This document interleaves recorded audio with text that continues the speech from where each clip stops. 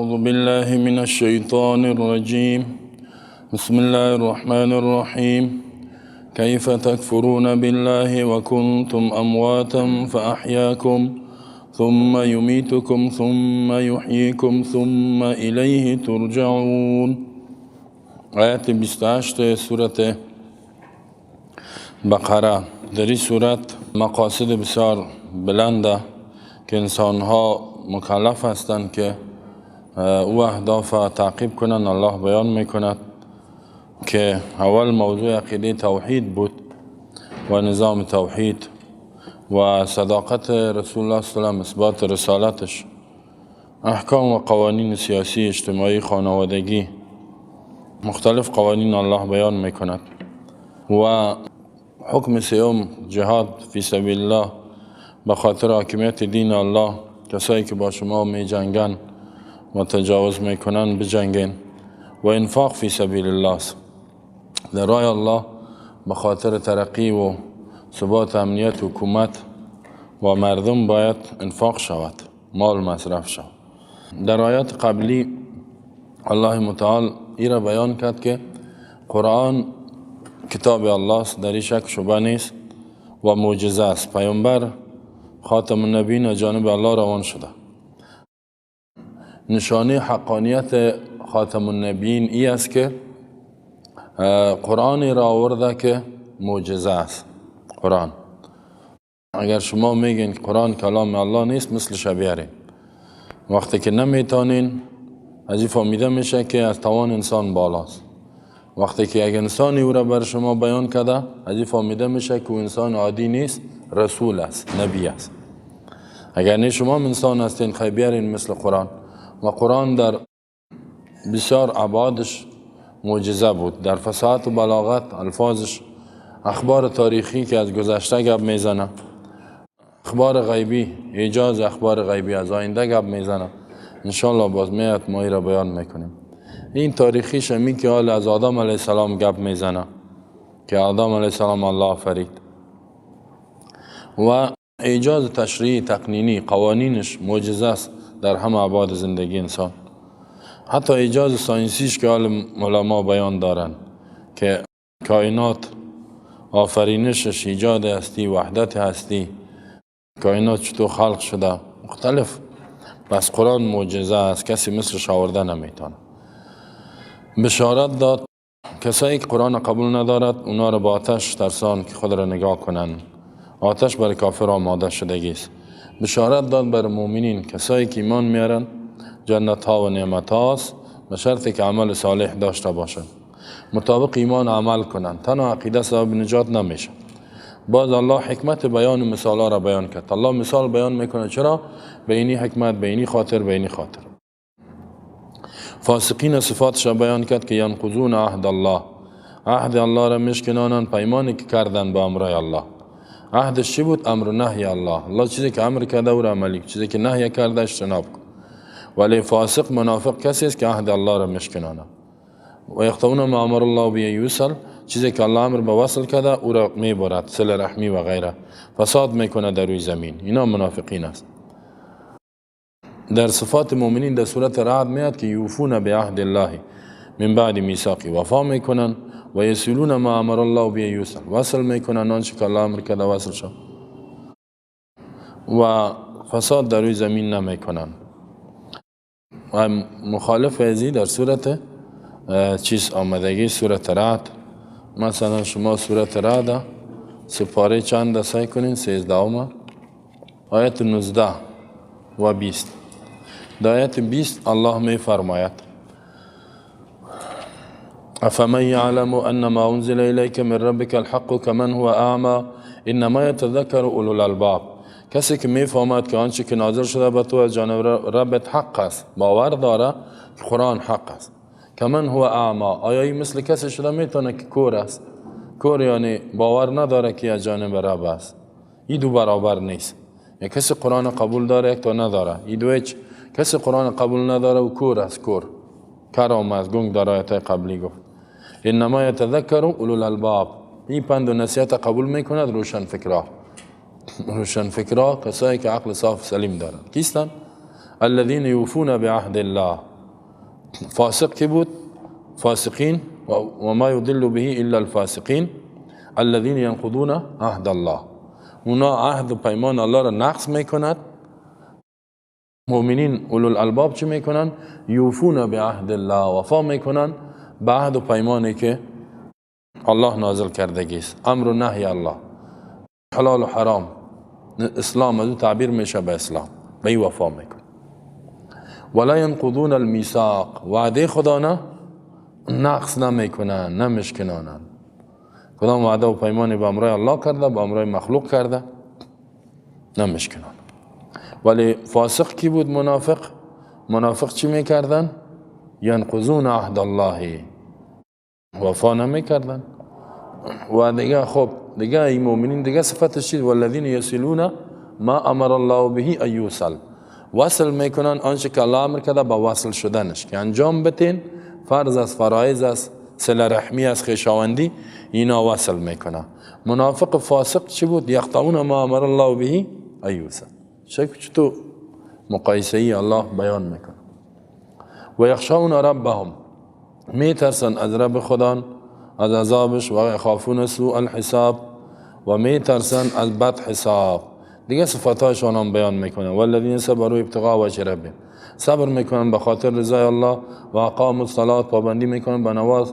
و انفقوا مما رزقناهم سرا و علانیة و یدرؤون بالحسنة السیئة اولئک لهم عقبی الدار جنات عدن يدخلونها ومن صلح من آبائهم و ازواجهم و ذریاتهم والملائکة يدخلون عليهم من كل باب. ولی منافقین مفسدین گفت که ینقضون المیثاق و یفسدون فی الارض، فساد میکنن. مؤمن نمیکنه فساد. آل دیات کیف تکفرون بالله، چگونه انکار میکنین، شرک میکنین بالله، به الله. و کنتم امواتا، در حالی که شما مرده ها بودین، وجود نداشتین، عدم بودین. فاحیاکم، الله شما را حیات داد، زندگی داد. ثم یمیتکم، بعد از حیات دنیایتان میمیراند شما را، مرگ میارد دمی دنیا. ثم یحییکم، باز زنده میکنه شما را در قیامت. ثم الیه ترجعون، باز بخواست به طرف الله بازگشت میکنین. پس میرین به طرف الله. بعد از اینکه زنده شدین به طرف الله در میدان حساب میرین، استاد میشین پیش الله. الله به امرایتون حساب میکنه. پس در اینجا الله نعمت بیان میکند، نعمت وجود، نعمت حیات، نعمت حیات بر بیان میکند که چه قسم شما شرک میکنین به او ذاتی که هیچ وجود نداشتین. الله شما را پیدا کرد. واقعا ما شما 60 سال پیش، 70 سال پیش هیچ کدام ما نبودیم. 80 سال پیش هیچ کس نبوده در می جمع، نه؟ پیدا شده. چه قسم از این توضیحات میگه شما از این توضیحات انکار میکنین و یا شرک میکنین، شریک میکنین به امرای توضیحات در عبادت و اطاعت دیگه کساره، در حالی که نبودین. الله حیات داد، وجود داد براتان. یعنی نکنین. کیف تکفرون، چی دلیل است؟ چی عذر دارین شما؟ هیچ کدام دلیلی ندارین. تعجب است به شما انسان ها. الله میگه کفر میکنین از این توضیحات که وجود و حیات برات داد، وجود نداشتی. در سورة دهر الله میفرماید که هل اتى على الانسان حين من الدهر لم يكن شيئا مذكورا. بدون شک قد اتى، هل بمعنی قد، بدون شک آمده بود علی الانسانی، به کل انسانیت، حین من الدهر، یک زمانه، یک وقت از زمانه، لم یکن، نبود انسان، شیئا، یک چیزی که مذکورا یادش میشه. کسی یادش کنه؟ هیچ وجود نداشت. باز الله آدم پیدا کرد. انا خلقنا الانسان من نطفه امشاج، ما انسان آفریدیم از نطفه که خلق میشه با مرد و زن، نه به تلیه امتحان میکنیم. فجعلناه سمیعا بصیرا، ما بر از یک گوش دادیم شنوایی و قوه چشم دادیم بینایی. ما و شما چقدر ناسپاس هستیم، هیچ وجود نداشتیم، با نطفه بودیم، باز خون بسته در رحم مادر شدیم، بعد از اون توتی گوش شدیم. امی اولت هم باید یاد کنی. خب بعد از اون چیم؟ خستخان، باز استخوانا، باز الله وجود داد در رحم مادر. 4 ماه بعد الله روح انداخت. در داخل رحم مادر که اونجا اکسیژن داخل کردن مشکل است. الله رزق و نان همه چیز داد، تو را حیات داد. 5 ماه دیگه اونجا بودی، 6 ماه دیگه باز الله بیرونت که طفل هستی. مادر الله مهربان سرت ساخت که تو را حفاظت کن. میتونست که اونجا بمری، حالا جوان شدی کلان شدی. حالی که جوان شدی و کلان شدی سرکش شدی. چرا سرکشی میکنی؟ خدا بشناس. پس این جوانی تا الله میگه نمیمانم، تو می مرگت میمری، با جسدت در اختیار دیگر است. این مردار رو سعی کنید هر قسم باشه اونجا افتیدگی است. نه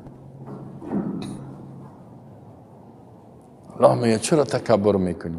چرا کلانکاری میکنی؟ باز به طرف الله دوباره میرین پرسانت تالله لتسألن عما کنتم تعملون. قسم به الله، الله به ذات خود قسم میخوره که سوال میشین از این اعمالی که انجام میدین. کدام عملی که شما میکنین سوال میشین. سوال نیتو نیست که به حالت خود شما بانین. تالله لتسألن عما کنتم تعملون. اینجا بزرگترین نعمت خدا بیان میکنه الله و این دلیل به وجودش و وحدانیتش و تصرفش در بندهاش. سعی کنین میگه شما همه اعمال که در زندگی شما صورت میگیره ای از جانب ماست. کیف تکفرون، چگونه شرک میکنین؟ بعضی میگه که صله کفر با واقع شود بالله به معنی شرک است. یا انکار، چگونه انکار میکنین از وجود الله و خالق کائنات؟ کمونستا میگن الله نیست، یه خوبی بیدین هستن. کسایی که میگن الله است کیف تکفرون، چگونه شرک میکنین؟ با امر الله در عبادتش غیر الله را شریک میکنی، هم الله را عبادت میکنی هم غیر الله را. ظالم. الله میگه ان الشرک لظلم عظیم. خود ظلم است. چه دلیل است که شما میکنین؟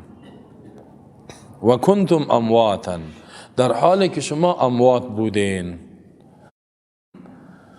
ابن کثیر هم میگه کیف تجحدون وجوده او تعبدون معه غیره، چگونه از وجودش انکار میکنین یا عبادت میکنین به امراض غیرش را، هم الله را هم غیرش. هر دویش کفر است و شرک است. و کنتم امواتا و قد کنتم عدما، در حالی که شما عدم بودین.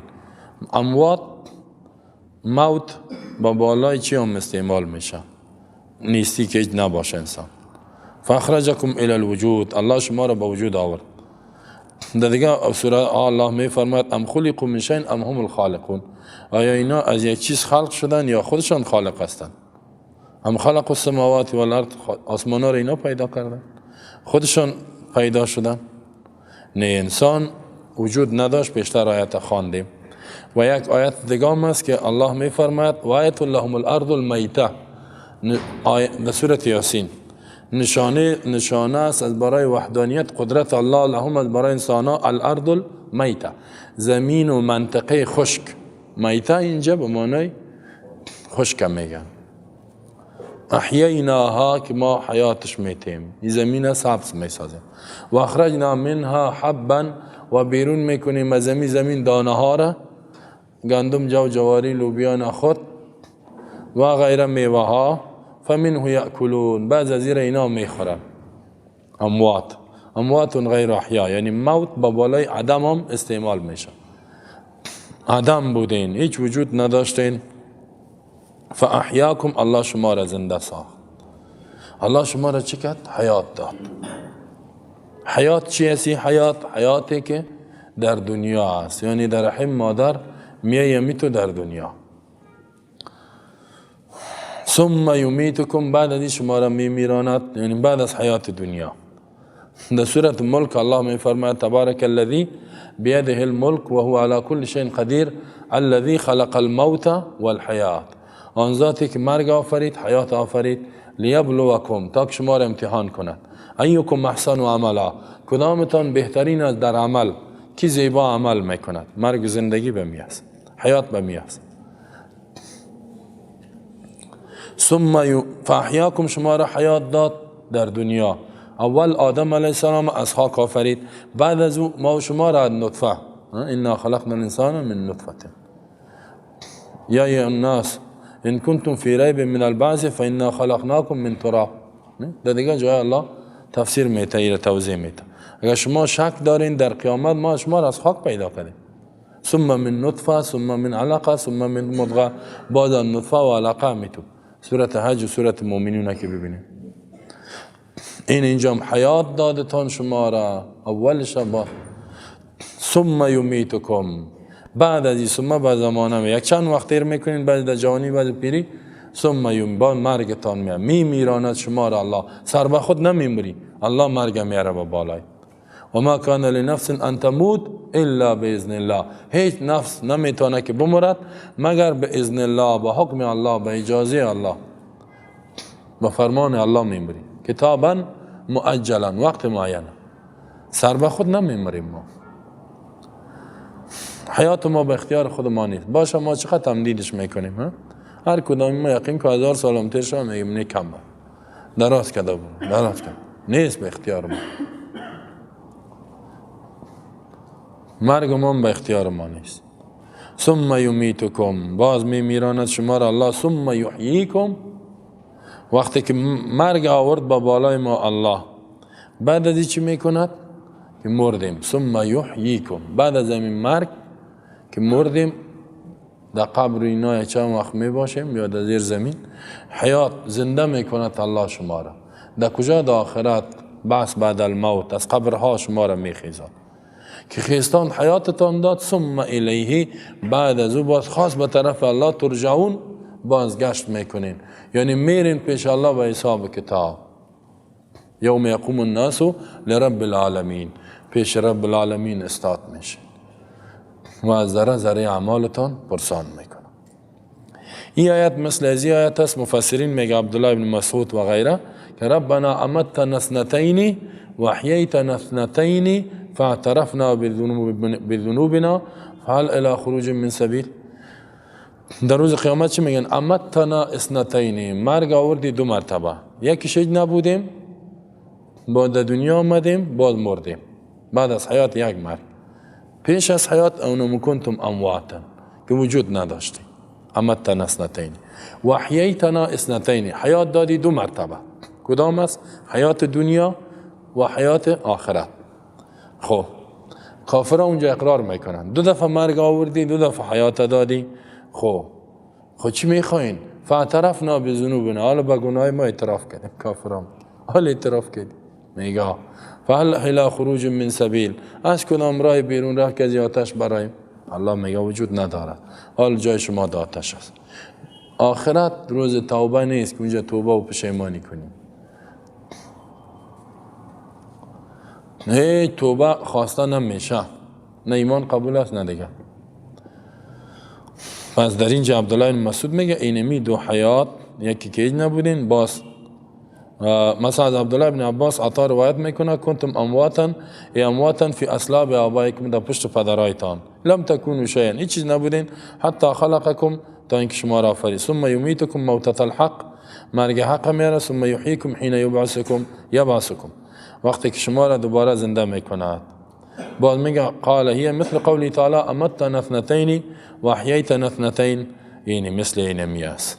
یکم تا ازی گرفته اثبات عذاب قبر کرده ولی صحیح نیست. خب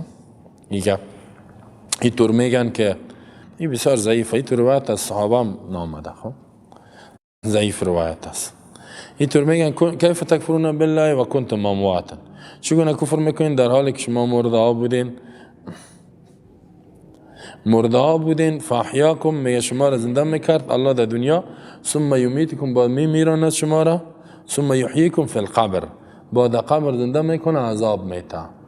ثم الیه ترجعون، بعد پس به طرف الله در روز قیامت بازگشت میکنه، دوباره زنده میکنه. ولی اینطور یک تفسیر کسی صحابه سلف نکرده، یکم تا گفته ضعیف است، بلکه اصل است که اونمون موت که هیچ وجود نداشته، باز حیات آمد، با مرگ در دنیا، با زنده شدن در قیامت و به طرف الله رفتن.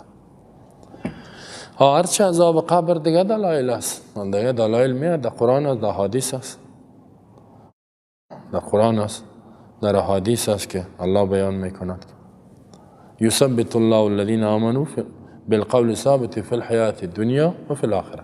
اون آیات ها میاد دیگه، احادیث متواتر است. والذی خلق لكم ما في الارض جميعا ثم استوى الى السماء فسواهن سبع سماوات وهو بكل شيء علیم. اول نعمتی بود که الله بر شما وجود داد، حیات داد، چشم گوش، چقدر نعمت. دوم نعمتی که زمین بر شما آماده کرد. سعی کنین این زمین خاص الله آن ذات است خلق که آفریده لکم برای منفعت شما انسان ها ما فی الارض جمیعا، تمام آنچه که در زمین است جمیعا، همگی، همش به منفعت شماست. این کی پیدا کرده این زمین؟ الله میگه الله خاص الله پیدا کرد. ثم استوى الى السماء، باز بلند شد الله به طرف آسمان، فسواهن برابر کرد امی آسمان ها را سبع سماوات، 7 آسمان جورش کرد. و هو بكل شيء علیم، الله به هر چیز عالم است. این دوم نعمت میگه یاد کنین. چرا کفر میکنین، شرک میکنین؟ ذاتی که بر شما زمین آفرید و زمین به منفعت شما جور کرد، نباتات، نعمتات، چقدر زمین. 2 روز الله سر زمین، در 2 روز میگه ما ای را آفریدیم. 2 روز الله کار کرده سر زمین، این زمین بر شما جور کرده. 2 روز هم آسمان ها. 2 روز خود ماده زمینه، 2 روز جورش کرد بر زندگی. بر زندگی یعنی سیاره زیاد است، نه؟ در دیگه سیاره ما زندگی کردن نمیتونیم. در سورت اعراف هم الله میفرماید که ما می زمین بر حیات بر شما جور کردیم. امیر دیگه جایی نیست، این بر شما جور شده و آسان است. و باز انسان هم دمیجه پیدا کرد. در ازی بسیار کار کرده الله، توجه کرده. و هو بكل شيء علیم. الله خب آسمان ها را برتان پیدا کرد، زمین بر شما پیدا کرد. او خاصه که زمین و منافعش پیدا کرد، بارانهایش هم میرمه. این ذات عبادت به اطاعت شما قانونش، یا کسایی که هیچ چیز نیستن، خدا پیدا کردن نمیتونن، اولاد خدا پیدا کردن نمیتونن، یک دانه گندم از زمین بیرون کردن نمیتونن. کی عبادت شود، کی اطاعت شود، به کی رکوع سجده شود، تعظیم کی شود؟ عقلم میگه که همی ذات. پس مشرکین چی هستند؟ بی عقل هستند، بسیار ظالم جاهل هستند، کافرای بی دین. خو ناسپاسی الله را میکنن. پس باید عقل انسان هم میگه که مستحق عذاب آتش، این ظالم ها باید آتش برن. این قنیمت ها را میخورن و کفر میکنن و شرک میکنن. خب اینا نسای کنین در این آیت الله میگه خلق لکم ما فی الارض جمیعا. اول یک چند موضوعات بسیار گپا داره آیت. سورت حامیم سجده را سعی کنین، در اونجا الله ای را توضیح دادگیست، امی آیت ها تفسیر کردگیست. ما شما گفته بودیم که بهترین تفسیر چی است؟ قرآن به قرآن. خب سورت حامیم سجده در سپاره 25 یا 26 است.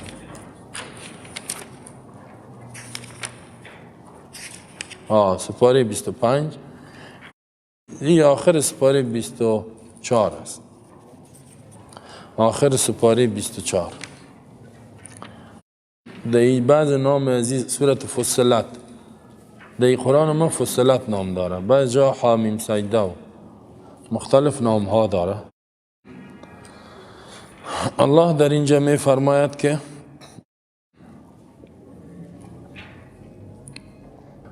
آیت 9 سعی کنین آیت 9 را.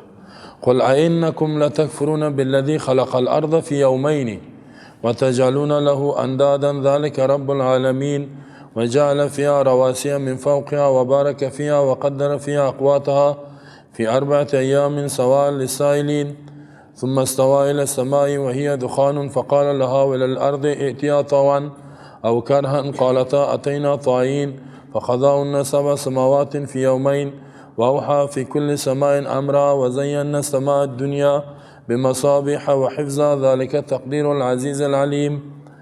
از آیت 9 تا آیت 12 این تفصیل کردگی الله. شما که قرآن تلاوت کنید که باز گفتم این سوره را بکش، عاجل میکشید. بین بعد از یک سپاره کم از کم بخوانید، 2 بخوانید، یک امیر اعلان نتید. خب تا که زنده هستین تلاوت هم کنید، قرآن بخوانید، پیش خودم بخوانید. خب باز میفهمین در کجاست. قل بگو ای پیامبر امی انسان ها را اینکم آیا شما کافران مشرکین لتکفرون کفر میکنین انکار میکنین شرک میکنین بالذی به او ذاتک به او ذاتی که به او قدرت خلق الارض که آفرید زمین را فی یومین در 2 روز در 2 روز زمین الله پیدا کرد و تجعلون له اندادا جور میکنین از برای الله شریک است پیش خود مقرر میکنین ایره اطاعت کنی قانونی است گای پارلمان گای انسان گای رهبر گای پیر گای سنگ گای چوب بت مختلف مخلوق شریک میکنین ذالک رب العالمین اینمی که زمین در 2 روز پیدا کرد رب العالمین است این معنای رب العالمین ما گفته بودیم که در جای مختلف میاد که زمین در 2 روز پیدا کرده کسی تابال ادا کرده که ما یک کور پیدا کردیم نه غیر از یک ذات ادا کرده که الله دیگه هیچ کس در دنیا تابال ادا نکرده الله میگه که ما در 2 روز زمین پیدا کرد در سورتای اعراف میگه خلق السماوات والارض فی 6 ایام نه در 6 روز در 6 روز گفته ثم استوى علی العرش بعد مستقر شد الله به بالای عرش به بالای عرش بلند شد قرار گرفت بالای عرش در 6 روز عالم 6 روز اینجا میگه که چند روز چقدر تفصیلش میگه اینجا گفت خلق لكم ما فی الارض جمیعا زمین بر شما آفرید اینجا میگه فی یومین در 2 روز و منافعش که هست چه که 2 روز دیگه منافعش و جعل فیها رواسیه آفرید فیها در زمین رواسیه کوهای محکم را من فوقها در بالای ازی کوها را انداخت و الجبال اوتادا من حیث میخ سرش انداخت و بارک فیها برکات زمین انداخت و قدر فیها اقواتها اندازه کرد روزی و رزقش برکاتش چیز نباتات گیاها حیوانات خزنده ها اکسیژن آب این کل چیزش جور کرد الله یه خودگاه سیاره را ببینی خوش کسی چیز وجود نداره نه این الله سرش کار کرد جورش کرد در چند روز دیگه رزق و حیوانا و اسباب زندگی را در جور کرد در چند روز دیگه فی 4 ایام یعنی در 2 روز دیگه 2 روز و دو یعنی 4 روز در 4 روز مکمل زمین بر زندگی آماده کرد سوال لسائلین برابر است از برای سوال کننده در 2 روز زمین در 2 روز چیزش پیدا شد ثم استوى الی السماء باز قصد کرد بلند شد به طرف آسمان یا آسمان وجود داشت تا که در آیت قبلی ما شما سورت بقره میگه ثم استوى بلند شد به طرف آسمان جورش کرد این چه قسم آسمان بود آسمان بالفعل نبود بالقوه بود و هی دخان یعنی اینجا میگه گازات بود گاز بود الله اول عرش آب پیدا کرد از آب گازاتش به طرف بالا رفت خب عالمی ساینسدانای فعلی جامو و جیمو یا میگن که آسمان کائنات میگن اول چی بوده گازات بوده میگن در تراکم گازات کثافت از اینا میگه پیدا شد حال میگن در قرن 20 در آخر قرن 20 گفتن تنی را ما کشف کردیم این گپ گفتن وقتی قرآن دیدن که عین چیز 14 قرن پیش گفته شده حیران ماندن که چه قسم کتاب است این خو انسان میگه در او عقل نداشت 1400 سال پیش نزی فهمیده میشه قرآن چی است کلام الله اینجا معجاز علمیش است خب اینجا الله ای را بیان میکنه ایجاد هستی که هستی را چه قسم پیدا کرد دخان بود گازات بود فقال گفت الله لها برای چی آسمان وللارض برای زمین ائتیا بیاین جور شوین طوعا او کرهن به خوشحالی یا به زور چه قسم جور میشین به زور جورتان کنم همین چیزی که ما میخوایم یا به خوشحالی میین قال تاردوشان گفتن اتینا طائعین به خوشحالی میایم صاحب همون قسمی که شما بگین جور میشین هر چیزی که الله فرمان بده میفهمه میشنوه این تو نیست که ما حیات همین گاو است حیوان است سنگ است چوب است هر چیز میفهم لو انزلنا هذا القرآن على جبل لرأيته خاشعا متصدعا من خشية الله ریزه میشه از ترس الله هر چیز الله را میشناسه و خالق است نه یک انسان نافرمانی میکنه الله میفرماید در سورة آل عمران که افغیر دین الله یبغون، آیا غیر دین الله اینا دیگه دین طلب میکنن غیر از قانون و فرمان الله؟ وله اسلم من فی السماوات والارض، در حالی که برای الله تابع است تمام کسایی که در آسمان و زمین است، طوعا او کرها، به زور و به خوشحالی. اگر ما و شما احکام تشریعیش قبول نکنیم، تقنینی به اختیار با ما داده، احکام تکوینی سر ما تطبیق شده. الله ما را گفت پیدا شو، ما و شما را در فلانه جا گفته تانستیم که نمیشیم، رنگ تی باشه، قواره تی باشه، چشم تی باشه، از فلانه جای باشی، زبان تی باشه، پیدا شده. بسیار احکام تکوینی الله با بالای ما و شما تطبیق شده. مریض شده اینی وقت جوری وقت مریض نمیشیم، گفته میتونیم نه مریض نمیشیم، الله میگه مریض شو، خلاص دیگه. بسیار احکام تکوینی الله با بالای ما بدون اختیار تطبیق شده میره. فقضاهن سبع سماوات، جور کرد الله، فیصله کرد آسمان ها را، 7 آسمان، فی یومین، در 2 روز، 2 روز، 2 4 چند شد 6. و اوحا فی کل سماء امرها، وحی کرد الله در هر آسمان حکم خود را. و زینا سماء دنیا بمصابیح، آسمان دنیا را با چراغا زیبا کردیم. و حفظ و حفاظت از شیطانات، ذالک تقدیر العزیز العلیم، این اندازه کردن ذاتی است که غالب است، عالم است. مارکس چی میگفت؟ آسمان ها خودش پیدا شده سر به خود، بیدین عالم قرن 19.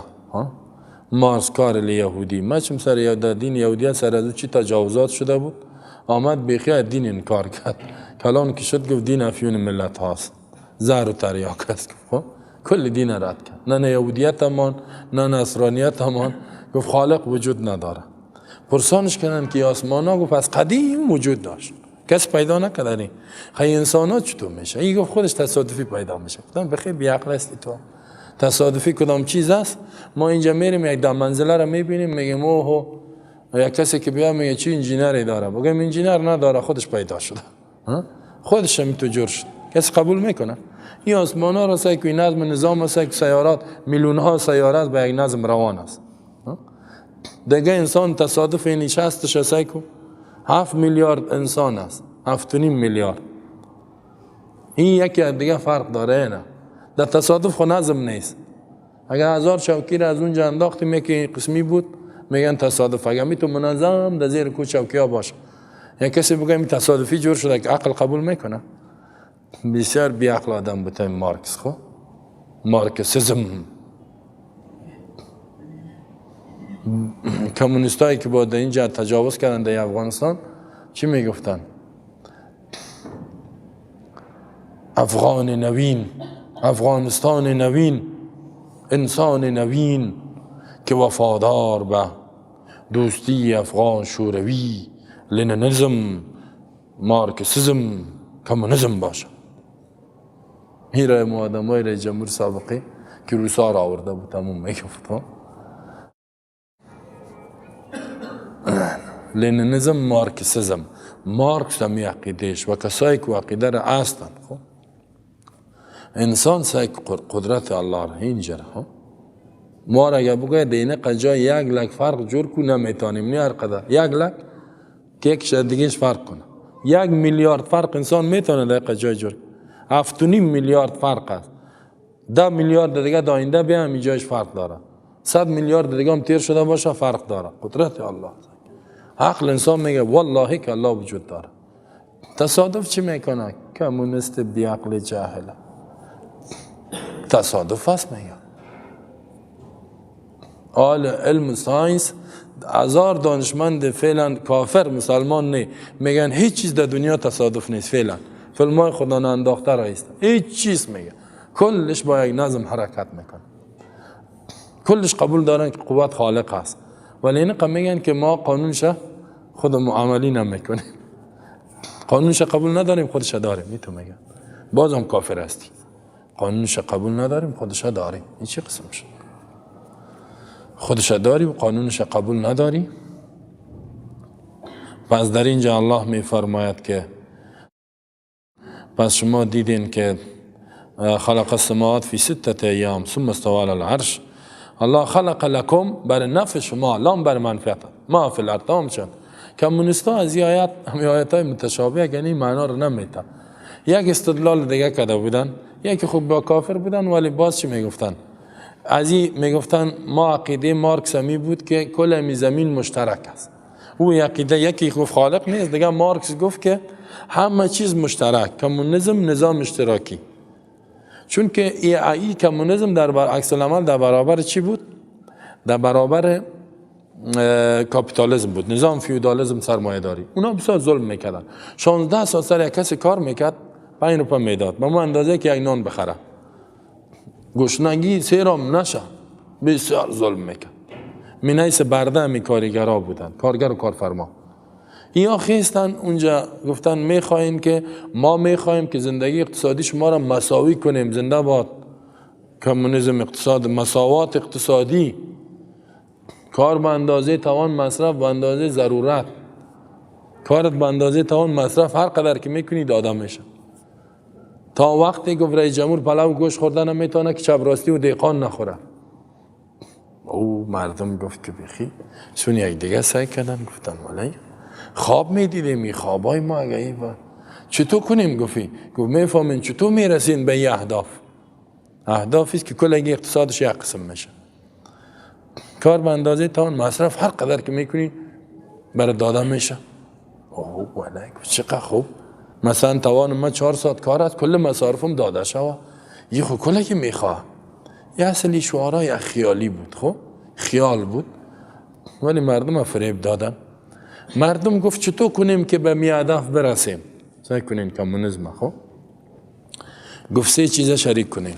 زمین شریک، زمینای شخصی تا بیارین، گفت به اجتماع بتین، اجتماعیش کنین. باغای شخصی را بیارین، خانه‌های شخصی را بیارین. خب اجتماعی چی؟ اجتماع پیشکی، اجتماع خو اینجا یک لگ نفره. با کل گفت نه دولت در اصلش باز نماینده تان دولتیش کنین. خب زمین ما دولتی شو، خانه ما دولتی شو، باغ ما دولتی شو. ولی موترا دولتی، زر پول تانم دولتی، پول شخصی گفت نه کلش دولتی. خب پول هم دولت دیگه چی گفت؟ زن هم دولت چی کنین؟ دولتی شریک. زن شریک گفت، زن شخصی نباشه. گفت شخصی گفت خوب نیست دیگه، مشترک باشه. مردم جمع شد فکر کرد، گفت ولی دوسی کردن نمیتونیم. زن اگه بگوی شریک میگریزیم ما. گفت بیاین خیلی زن نکنیم، همی زمین و پیسه را شریک کنیم. گفت سعی همین کار را میکنیم به شرطی که در اهداف برسیم. این کمونیستایی که در روسیه رفته بود حتی آمده بودن هم گپا را گفته بودن. تو استغفرالله به زبان نمیه، یعنی گفته شده. که رفت آمد زن نداشت. پدر مادرش گفته بود بچه‌م برای تو یک زن بگیره میتو؟ گفته بود پدر جان زن خدا خانه ما است، چی میکنی دیگه زن میگیری؟ گفته بود کی است؟ گفته بود اینا مادرم است، خواهرای من. گفته بود چی؟ گفته بود اینمی با ما کفایت میکنه. ای کافر بیدین سوتره گرفته بود. یقه کافر شدی؟ همین تو گفته بود. چون که بر از اوی فکر داده شده بود که زن شریک، همین مادرم گفته بود هم به تو باشه هم به ما. نه کفر. حالا چی میگن؟ دعا کنین که روسیه بیایه بخیر قوی شد. روس یعنی تو آدم هست. خب روسی تو کافر هست. گاهی میگه دعا کنین چین بیایه، گاهی میگه روس بیایه، گاهی میگه کافر و کافر. فقط بگوی که هیچ همی خود ازی هیچ انسان نیست. همیشه غلامی، همی فکر غلامی بردگی در رگ رگ مردم اکثریتش جای گرفته. گاهی میگه دعا کنین کافر بیایه، گاهی میگه او کافر بیایه. گمش که میگه امریکا با ما خدمت نکرد، امو روز چی خدمات کرده بود؟ نه سعی که میگه مکرویانا را سرکایش 1 متر بود تا بالا امو سرکای. ما ناق کتمی روسا میگه جنگ کردیم نفهمیدیم. والا همین تو میگه بسیاریش از جهاد خود پشیمان است. یقین کنی ناق میگه جهاد کردیم. نه در دانیازی اجدا رفتیدیم.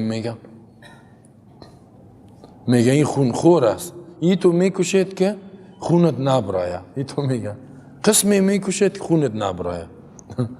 از گشنگی بی صدا میکشید. میگه او که بود میگه خیر است یکم راکت میزد ولی بسیار خدمت کرده بود. برق مفت، برق دولتی، سرکا دولتی، موترا دولتی. 1 روپیه میگه بالا میشید یک تکت میدادی خلاص دیگه 1 روپیه.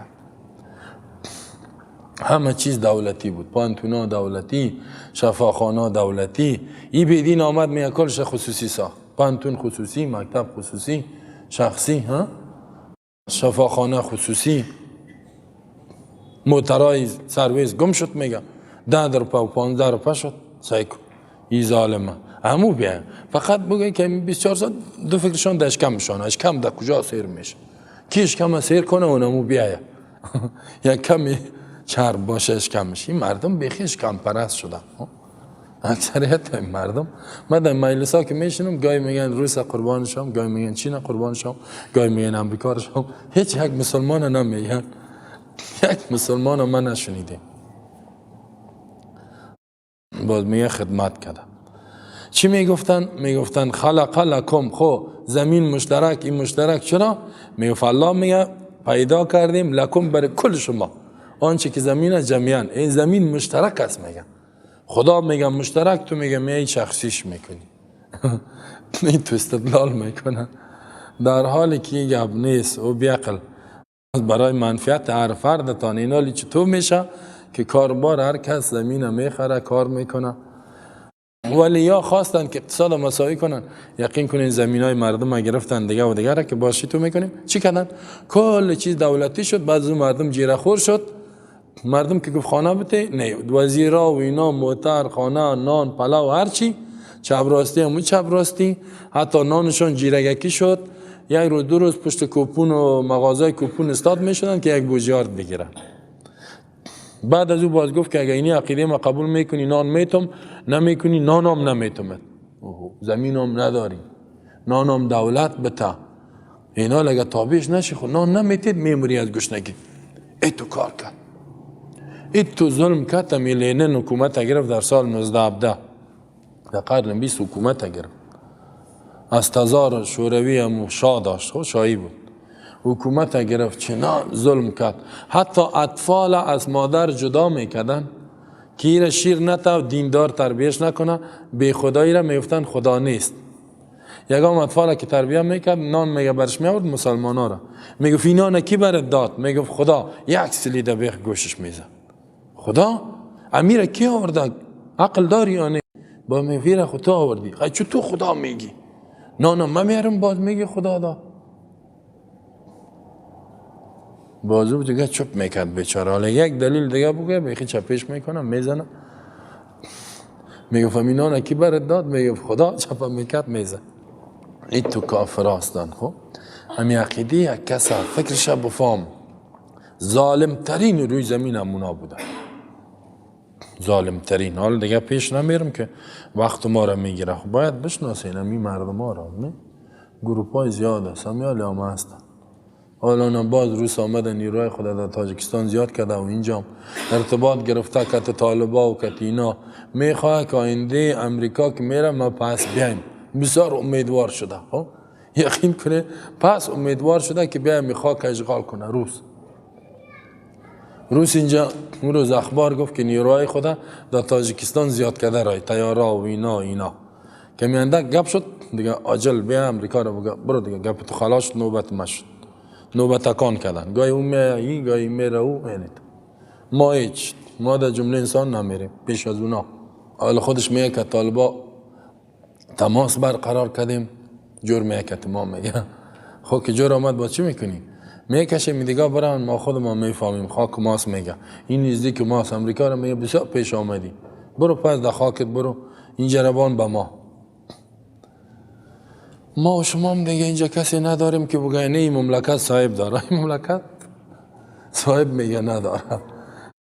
یا میگن گمش که مقصد ما را نان بته، قدرت بته، چی باشه تو پیش ما یک قسمت. مقصد ما در ریاست جمهوری باشیم میگه دیگه ما کار نداریم. دلت بلاده پس تو هم کافر هستی و هم ما میگه غم مشکم هم میخوریم. مشکم ما را کی نان میته؟ اونه که ما هستیم. قدرت نام